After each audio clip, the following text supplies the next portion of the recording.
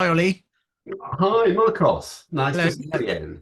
Thank you, and hello, audience. Our few subscribers. I was just saying to Ollie before we started, we have 8 subscribers now, so that's very exciting. And hopefully this week we'll break double digits. We'll see, but it's Excellent. kind of fun seeing what happens. Um, all right. Well, we do have one question from one of our subscribers. So the first question. Well, there were two questions actually. The second one was about herbs and, if I can find it, um, planetary rulerships of plants.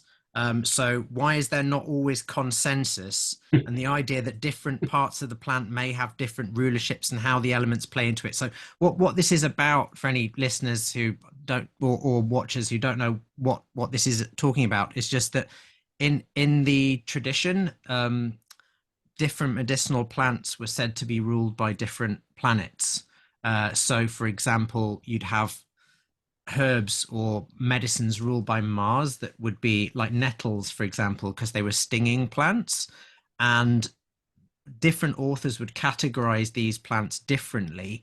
And that matters if you are actually doing astrology with that, because if the astrology says that the correct remedy is a remedy of Mars, and you're wanting to use plants, a herbal medicine, for example, then you kind of want to know what plant might be used, might be ruled by or represented by that planet. So it seems a bit abstruse if you're not into astrology, but if you are, it's kind of important.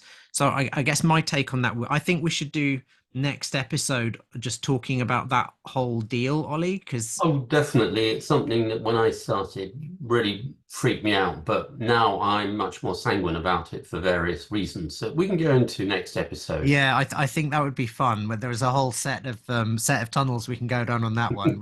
An episode made entirely of hopefully interesting tangents.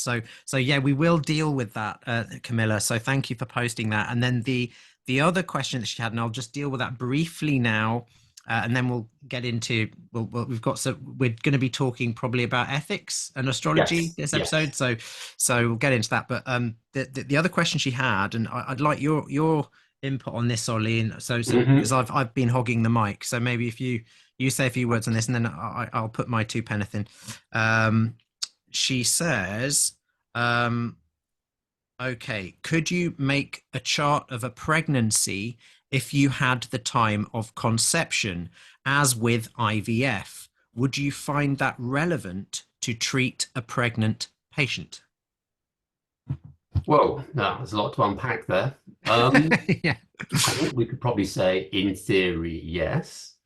Um, but I mean, obviously, we'd need to have the correct time of conception. So, if there might be multiple opportunities for that conception to have happened, Mm, that might complicate matters. So we'd need to be pretty sure when the conception was. I mean, the other problem, I mean, this is not something I've thought about, but off the top of my head, um, when is conception? Because obviously, sperm rattling down looking for egg, conception mm. can happen, as I understand it, and I'm going back to my biology lessons here, in quite a wide window, I believe. Now, I think the traditional astrologers would probably date it from the moment of sex.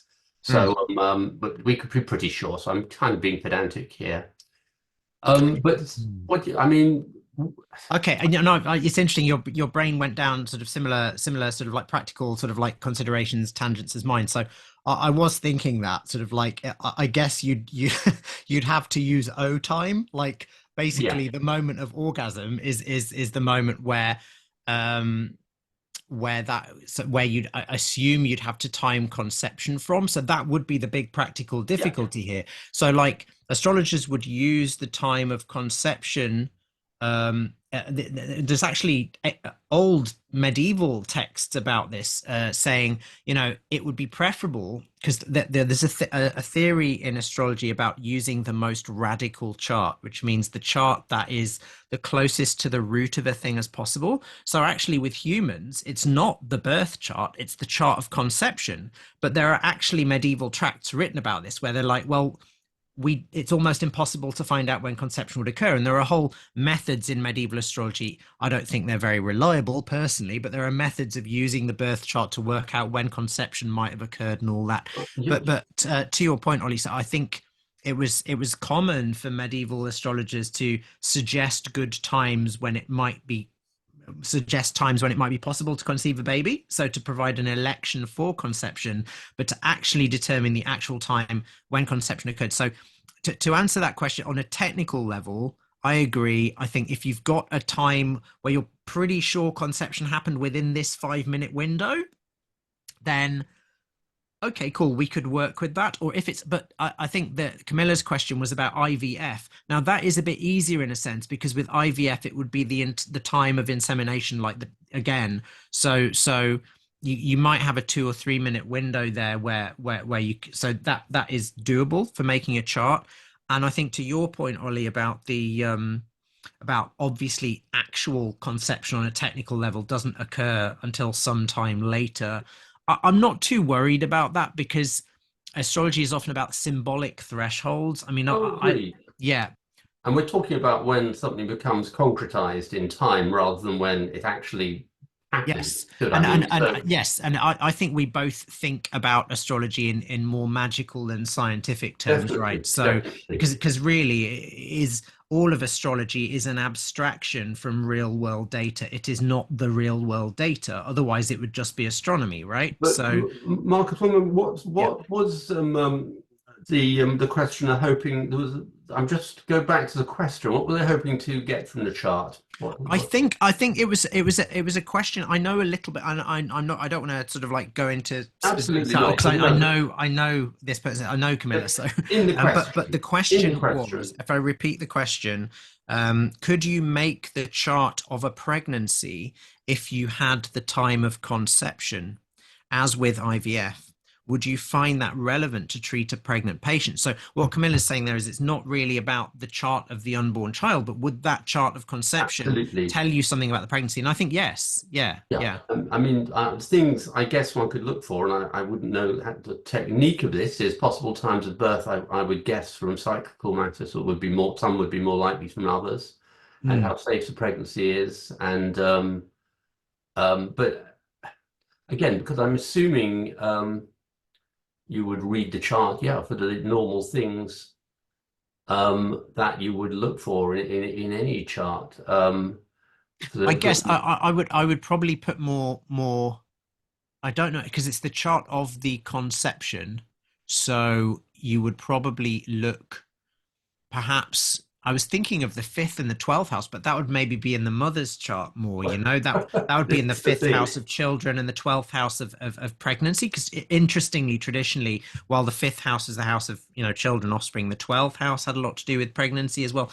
So I'd looked at both those houses in the So mother's would you chart. would you look at the two charts together though? Yes, definitely, as transits to each other and how they're relating. Exactly. So if it's like exactly like in a decumbiture or a medical chart, how they fit in with that person's natal chart says a lot. So if the angles are all fighting each other, and if there are tricky transits, then that's obviously looks like a slightly tougher time than if the transits to the birth chart are quite helpful, and the angles are helpful, or like the angle of the conception chart is sitting on a helpful natal planet, for And example, or stuff would like that. you think, Marcus, that given that the importance of the moon is given to the womb, that one would Mm. pay special attention to the moon and its movements through the pregnancy? Yes, definitely. So in the conception chart, that's a major one. We don't want to get too, although this is Yeah, no. fascinating. So we'll spend Another another five episode. minutes on this, and then but to answer your question, Camilla, I think the answer is yes. So to your question there, Ollie, I think yes, that's a great point,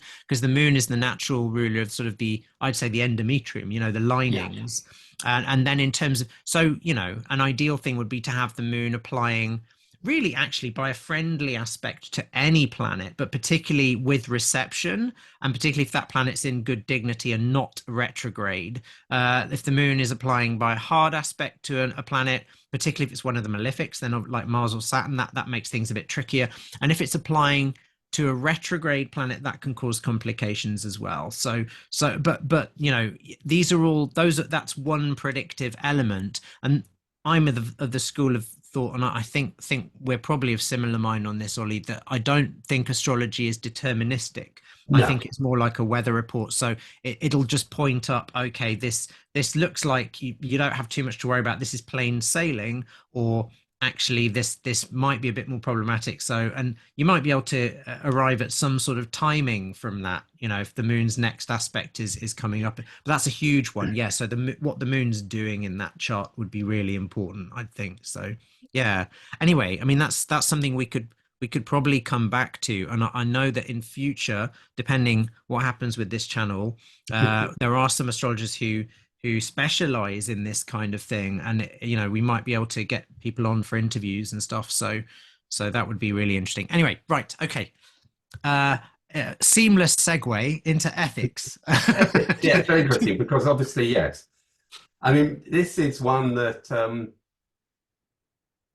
that I suppose the first question any medical astrologer asks themselves, particularly as the nature of astrology is not accepted by a big chunk of society of potential patients, do I have to tell my patient that I'm doing a decumbrature or looking at their birth chart or whatever, assuming, and it's an interesting one. It's do you? I mean, I don't. Mm. I'm very caught on this. It's much better if you can, because you can talk about the chart to your patient then. Yeah, Um, but yeah. Well, where have you landed on an answer there, Ollie, or is it kind of, are you hung jury on it? I to me, I am happy to. I mean, I draw it rather like a lot of them. If you're in regular doctors and they draw blood, you don't say what you're going to do with it. No, a better one actually would be when I first did my training, it was quite medically orientated, and we do lots of looking at people's fingernails, their hands, little tests like that. Nobody ever says, I'm now looking at your fingernails for lack of vitamin B or doing this, that, or the other. And patients never very rarely had a patient ask, why are you doing all this stuff? Like, why are you putting my eyelid down and stuff? Unless they're a student in the early bit of their training and they do that really annoying thing where they're going, I am now looking for spider nevi. I am now Yeah. looking for coiloneku. You're like, so we don't need a running commentary. Tell me afterwards, So That brings it yeah. back. That does bring it back. So I thought on one level, it's like it's a diagnostic tool and you're doing it for the patient's well-being. It's not as if you're looking into you're doing stuff they're asking. They're saying, because, patients come to you and with the question, what's wrong with me, Mr. Mm. Herbalist? Um, and particularly, I mean, we talked about this last week, yeah? Now, obviously, if someone comes to you with a classic decumbrature and says, I was like collapsed and was popped into bed at 3:20 last Tuesday, they know you're doing astrology, and that's fine. Mhm. We also talked about if they don't have a precise time when they got ill, what do you do? And we discussed how we usually take it from the beginning of the session. Some people take it from the first time the patient actually gets past rattling on about how they got here, what the weather's like, etc., and actually pops a question Mm. or answers a question of the clinician, like, when they ask, why are you here? It's because Yeah, of a yeah, yeah. terrible lumbago or whatever. And there's two schools of thought about that. And again, I mean, ethically, there are you could divide those up anyway, couldn't you? Because obviously, to do a decumbrature of the time of the session, and I think you touched on this last week, Marcos, is not personal to patients, it's personal to the patient and the astrologer or the herbalist or whatever. Yeah. So it's a shared chart in a way, and it does. I mean, a horary chart does include the astrologer in it, of course. Yeah. I think that's you've kind of pointed out that's roughly where I land on it. So my line is probably, if somebody doesn't want me to do astrology, but I kind of want to have a look at it, I'll use the consultation time. And I don't think I need a mandate from the patient to look at that chart because it involves none of their personal data. It's simply a chart of the time, and I can look at that for my own R&D. A separate issue from that would be, of course, the skeptic. And I've had one or two patients in the past who've come to see me as an herbalist on recommendation or whatever, and then have found out that I am also an astrologer and have, thrown a huge hissy fit or like left in disgust. And I'm like, okay, fine. You don't have to come and see me. There are lots of other qualified herbalists who you can go and see.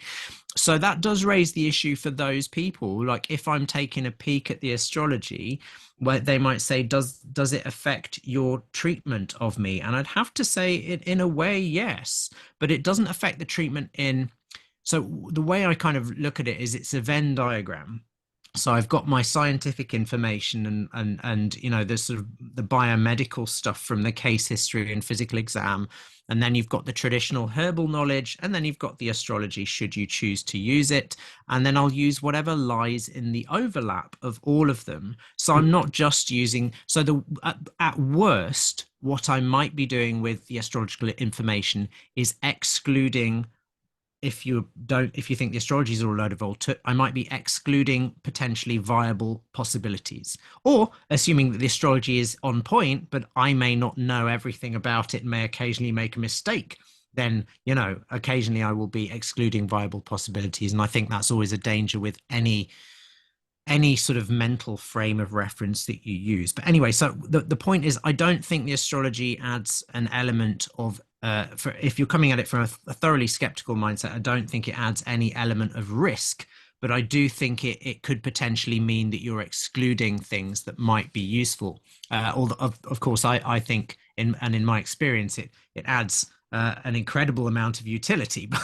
But that I would say that because I'm an astrologer. So I think ethically, in terms of looking at charts, I don't think you need a mandate to look at a consult. So this is coming at it from the frame that astrology works and it's a viable thing. Yes. I don't think you need a permission from the patient to use a consultation time, because, as you say, both parties are involved, and you can look at that for your own R&D. I do think you probably need permission to look at the patient's birth chart. I would agree. And I mean, it's one of those things that one often gets the details of birth time just because they come up like, did you have a difficult birth, etc., Yes, etc. So, exactly. oh goodness, yes, I took hours and I didn't come out. Oh, thank goodness, I've got all the details now. And usually you can find out where they're born because I'm interested in like their background, taking a complete history. So there are times when you're presented with all the details and it's thought, oh, I mean, laziness, of course, is here. It's like, oh God, they haven't asked me to do a whole birth chart, and it's a bit of a pain setting this up, and it's a whole other bit, So there is that, but I tend not to, for ethical reasons, think they haven't asked me to do this. And obviously, if you get someone's birth chart, which is why people didn't like giving away a lot of birth details back in the day, sometimes, because if you're an astrologer, you believe that there's a whole lot of your life encoded in there that you might not want people to know about, not Yeah, unreasonably. exactly. I think and coming at it from from the angle of believing in astrology, there's that whole potential invasion of privacy thing Yeah. there. Oh God, I mean, definitely. it's a bit different for like celebrities whose entire freaking lives are in the public domain. Yes. Then I think we all like enjoy occasional fossick around in a celebrity chart. I think that's Yeah. that's No, that's no. that's a recognized thing amongst students of astrology. But I do think in general, particularly in therapeutic settings, you need permission to look at a birth chart. And coming at it from the very skeptical point of view, it would well, if you've got no mandate from the patient. So the bottom line for me is really, do you have a mandate from the patient to be doing what you're doing?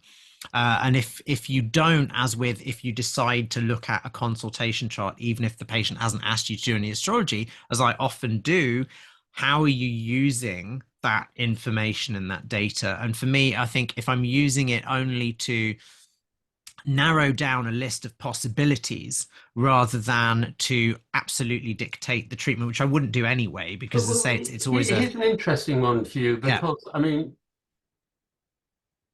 I'm pretty sure this applies to you as well, Marcus, but stop me. I mean, I have had patients, which I Mm, thought, particularly but people who are dependents on other people. yeah. And I thought that was a funny thing. And I look at the Harari chart, the temperature chart for the session, And it's like, I think mother or father or ever is involved somehow in this illness. Like either they're exaggerating it or they're getting something out of it. Mm, I've no proof of this. They're not going to say, and you could probably, and it's something you'll probably pick up in a session, almost certainly. It's like this is a weird dynamic.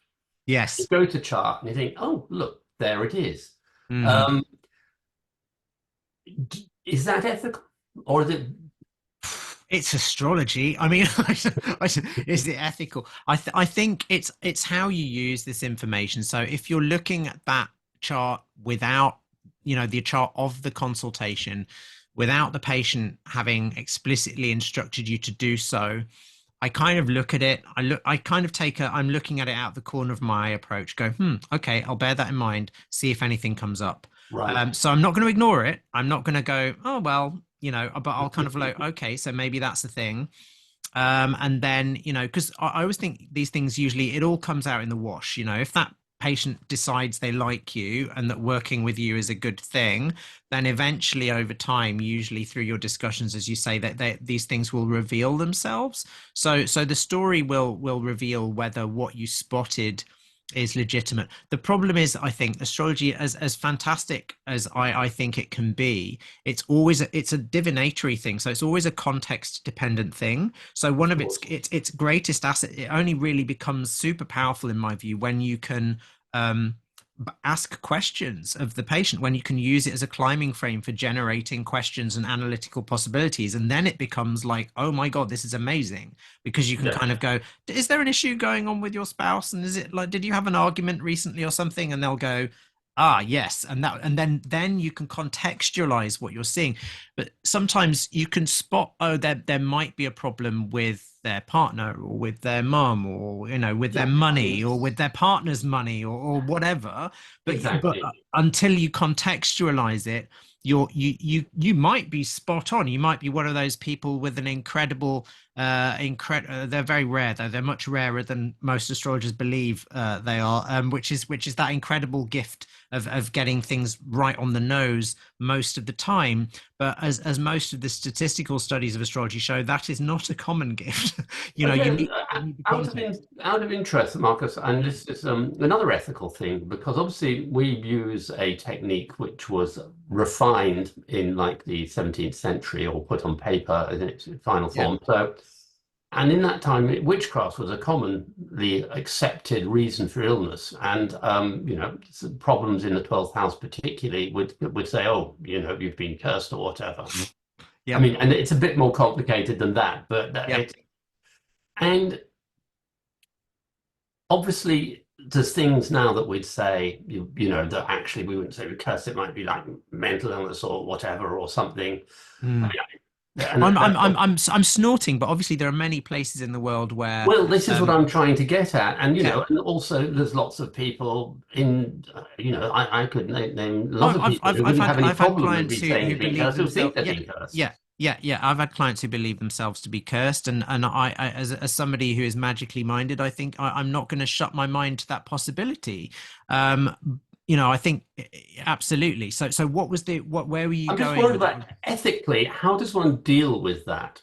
I Okay, mean, yeah. So I think for me that's a relatively, well, it's not relatively simple actually, but it's kind of again, it's all context dependent. So if I am seeing somebody from a culture or from a frame of reference where they're very open to that. So like when I was traveling Mexico and Guatemala, it was right, super common to have curanderos and brujos, like the absolutely, medicine yes. men and the witches, and people would go to the brujos and pay them to put a curse on somebody, to so put a daño, and like to do them harm. Yes. And so that was part of the culture. So actually, if somebody came to me there and said, I think I'm cursed, I might not be like just laugh in their face. I might look at the Right, chart and go, yes. are you? Because somebody might have done that. Now, whether or not you believe that's a thing that can happen, certainly it's true if people believe themselves to be cursed, things will be happening to them, either because it's a self-fulfilling prophecy or because their belief has activated something. Who knows? But the point there is, I think it's context dependent. Now, there people who are mentally ill who believe themselves to be cursed because they're deeply paranoid. Yes. Yes. So that's where it gets a bit tricky. And, I think I think in those cases, it's really, you could sort of look at the astrology, and that can help in the sense of maybe helping to filter out what is actually going on. Is this somebody who's uh sort of harming themselves, or is there somebody being like harming them, sort of, in an under the table way? And most of the time it's going to be, it's not going to be that they're cursed, but I suspect that does happen still sometimes. Yeah. So I mean, this is what we're probably losing a lot of people here, Ollie, because like some people are like, no, this is all nonsense. So I think, in my view, it's not. I think these things are real. I think this can happen. But I also think that there's a lot of people who believe themselves to be cursed, and it's just the fact that they believe it is what is causing No, them no, I mean, problems. I suppose I'd bring it up more, Marcos, that Yep. what do you tell? Okay, let's put another ethical conundrum, yeah?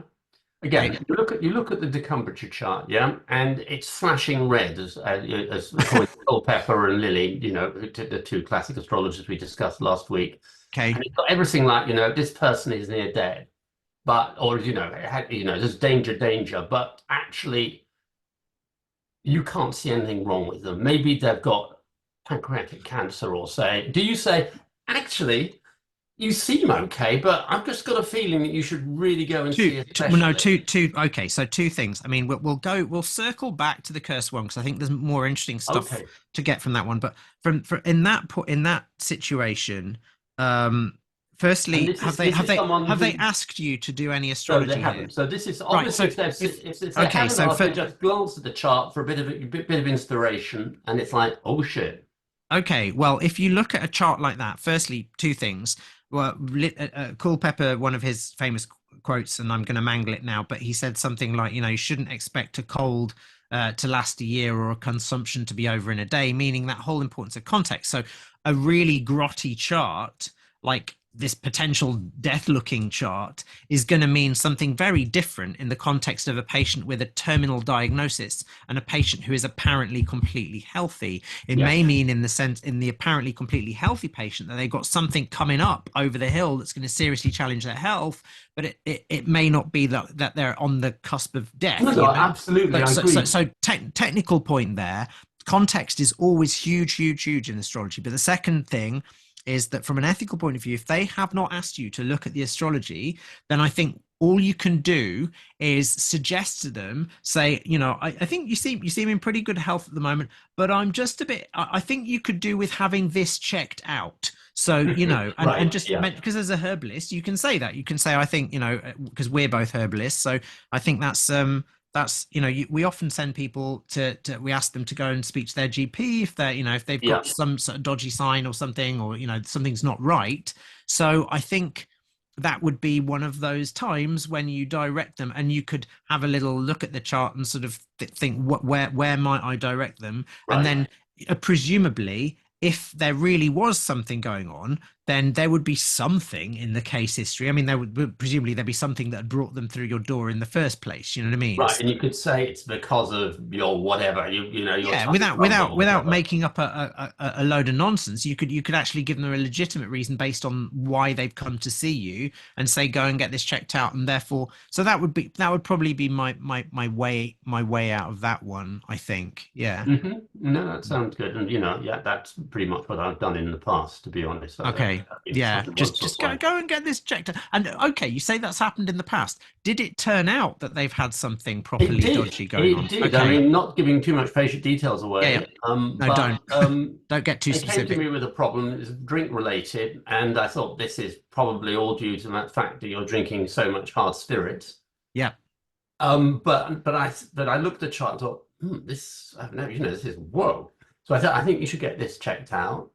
They did, and there was a problem, quite a serious problem with the pancreas, which luckily was caught very early. Okay. So Um, so yeah, no, so that's good. I mean, so I just think common sense takes over there. So if you're a practicing astrologer and you see something properly dodgy, then that kudos to you for doing that and for just having the confidence in your craft to go, I need to say something. But then the common sense bit is like, well, they've not asked me to look at the astrology, so I can't just Right, start yeah. flinging a bunch of star stuff at them, because they'll just like, Exactly. they'll look at me, take one cross-eyed look at me, and I'll never see them again. So you kind of have to just go, all right, let's think about the medical side of things. And so that was great. That's great, and that's fantastic. And you maybe saved somebody's life there just by doing that, or at least save Well, them I hope save so. them a Yeah. bunch of Yeah. unnecessary suffering. Just to circle back quickly to the Yes. because I've got another ethical thing which popped in my head, but the bit about the cursed not cursed whole thing. I remember when I worked in the shop in Neil's Yard, and this is a non-astrological situation. This is going back 15 years or so. I was working on the shop floor in Covent Garden, and I had a girl come into the shop one day, and obviously we sold loads of herbs there, and there were various shop members, and some people were like myself, trainee herbalists at the time. I think I just qualified, and there were some others who were herbalists, and a couple of homeopaths, and a couple of massage therapists, and various others of us sort of complementary types staffing the shop. And this girl came in, and she said she thought she was cursed. And she was really panicking. So the pragmatic thing I just thought was, right, let's give her some, let's recommend her some anti-anxiety nervine herbs that were also traditionally used against witchcraft.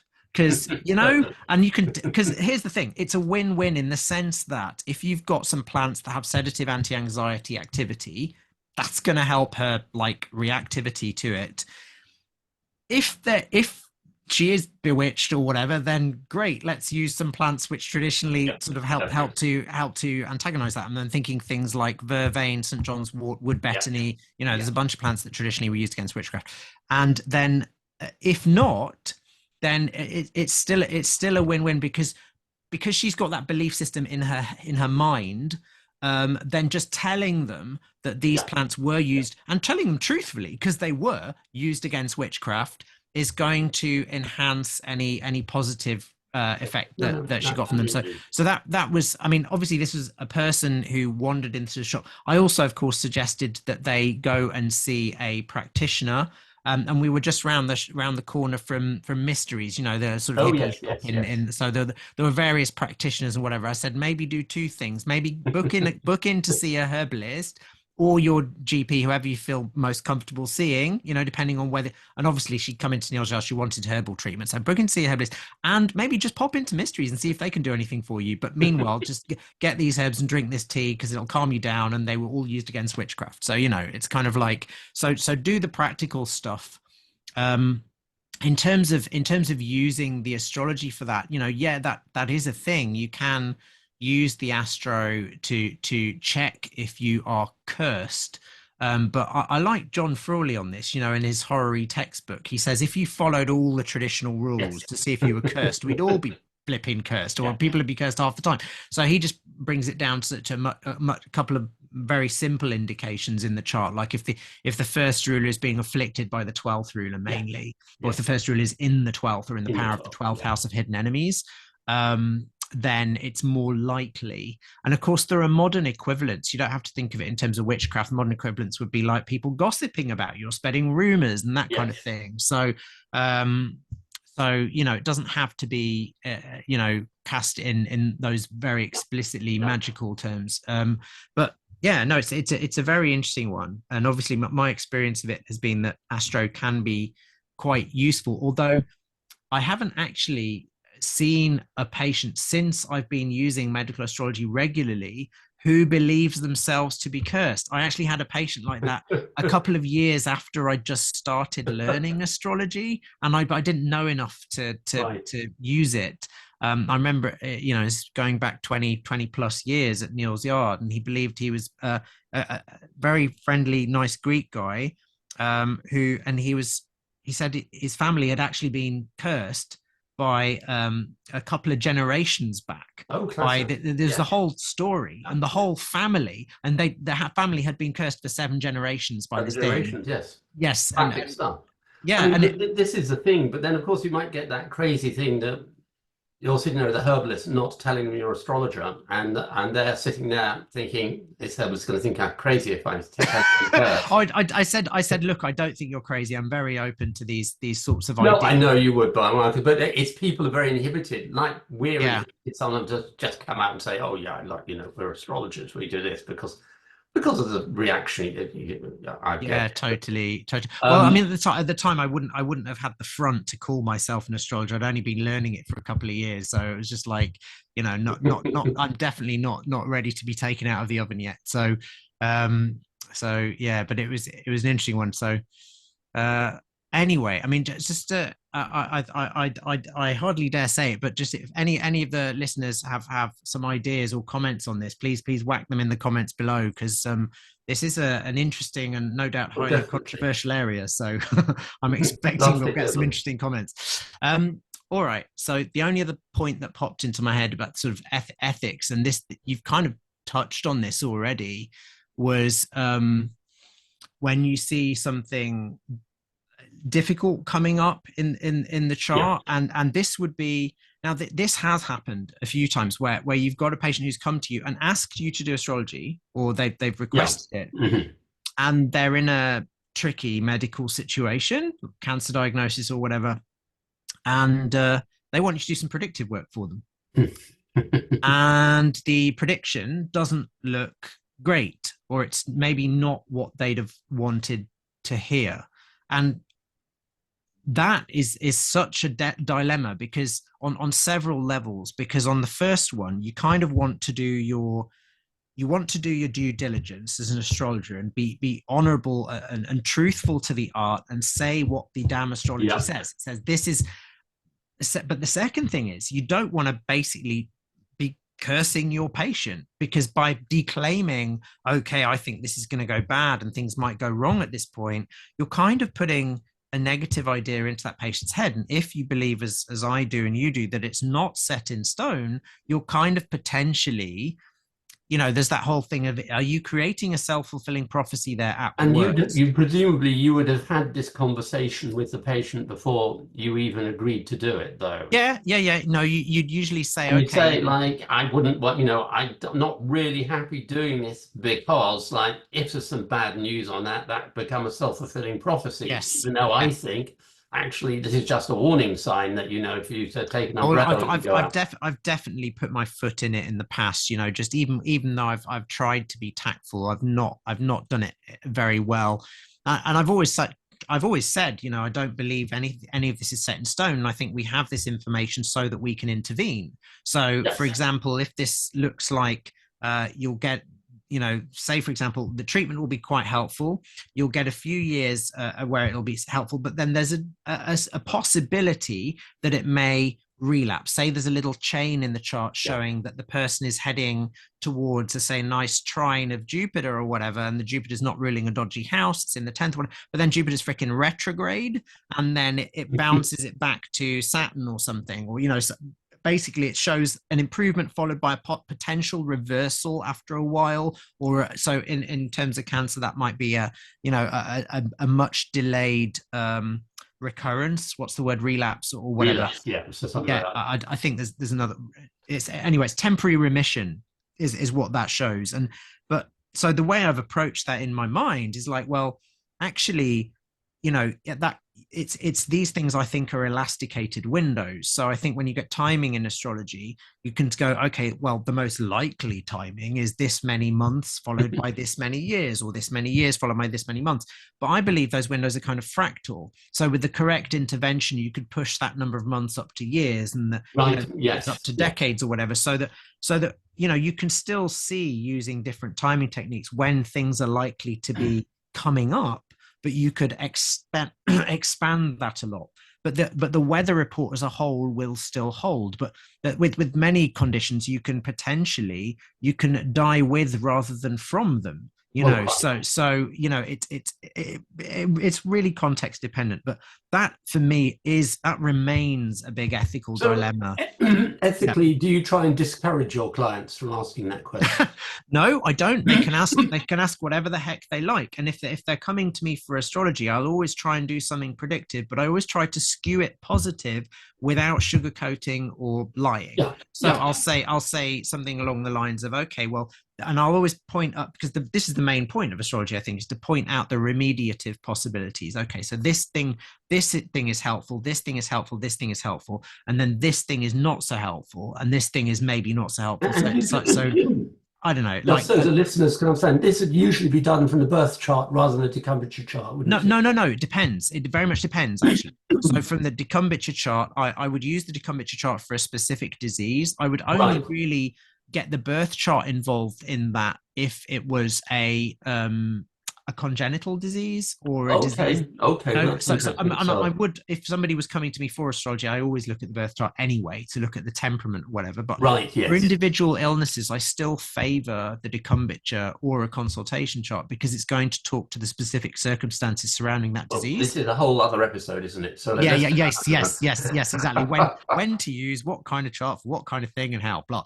So yes, no, but it's anyway. So getting into the weeds a bit there, but I do find that tricky. So what I tend to do is, if they ask me to look at the astrology of a situation, I'll do a predictive bit of work as a matter of course, and I'll try and keep it realistic, but I'll focus on the remedies, and I'll also focus on the point that if a timeline is given, it is not inevitable. What is probable is that at certain points on that timeline, if it says like in 3 months something might crop up here, or this is a bit dodgy, and then a few months later things improve, and then those improvements might last a while and then Yes. fade away a little bit. It's going to give an approximate timeline, and that helps me as a practitioner sort of give a more reasonable estimation of how long the person should be coming to me for treatment, or how long, Right. Yeah. Or when you when need. to check in, you know what I mean? Yes. Okay, so when should you have another checkup, sort of thing. So I think it has practical use. But then if it's a very emotionally charged situation, like somebody's been given a terminal cancer diagnosis or stage 4 or something like that, I've had situations where it's literally gone either way, honestly. So I've had a my former boss, who is very lovely. When she got a cancer diagnosis, she asked me to do astrology. I did it. But she's just like, don't varnish it. Just tell me what it says.